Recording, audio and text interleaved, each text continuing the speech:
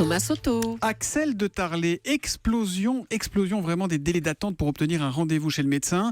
Chez un spécialiste, il faut maintenant compter en moyenne 2 mois d'attente, Axel. Voilà, et il y a 5 ans, c'était 1 mois et demi, donc maintenant c'est 2 mois. Ce sont les tout derniers chiffres du cabinet Jalma qui sont publiés ce matin dans le Figaro. Certains spécialistes sont devenus franchement inaccessibles. Par exemple, un ophtalmo, il faut maintenant près de 4 mois d'attente en moyenne. Dans certains départements dans le nord de la France, on prend maintenant des rendez-vous pour l'ophtalmo pour 2018, pour l'année prochaine. Mais même un simple généraliste, les délais d'attente ont doublé en 5 ans. Il faut maintenant attendre en moyenne 1 semaine, ce qui est problématique parce que vous tombez malade, mais vous avez le rendez-vous la semaine suivante. Résultat, que font les gens ?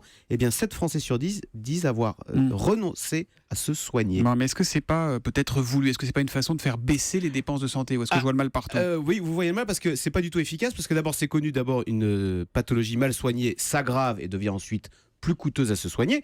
Et puis surtout, Thomas, faute de pouvoir aller chez le médecin, que font les gens ? Ils vont aux urgences, à l'hôpital. Voilà. Et là, quand on va à l'hôpital, c'est 10 fois plus cher que chez le généraliste. Donc c'est bien pour ça qu'il y a urgence à relancer la médecine de ville. Bon, mais comment faire pour la relancer ? Pourquoi il n'y a plus de médecins ? Alors, ils vous expliquent très bien. Ils vous disent d'abord, ils se plaignent de la paperasserie. Et de ce point de vue, il faut avouer qu'on a encore chargé la barque avec le tiers payant. Puisque maintenant, vous savez, c'est au médecin de faire les démarches administratives pour être payé.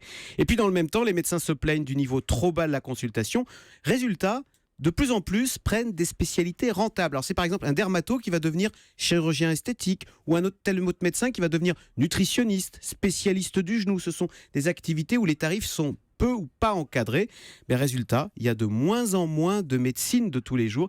C'est un vrai problème. Quand on interroge les Français, cette question des délais d'attente est devenue le souci numéro 1 devant le reste à charge. Maintenant, quand on cherche un rendez-vous, ça marche sans doute pas dans toutes les villes, dans les coins les plus reculés du pays, mais il y a des sites comme mondocteur.fr ou Doctolib qui permettent d'avoir des rendez-vous en dernière minute, y compris avec des spécialistes. En fait, c'est l'agenda des médecins qui est mis en ligne. Et ça permet de se glisser dans les trous. C'est bien pratique. Mondocteur.fr ou Doctolib. Merci beaucoup, Axel de Tarlet. Europe 1, 8h13.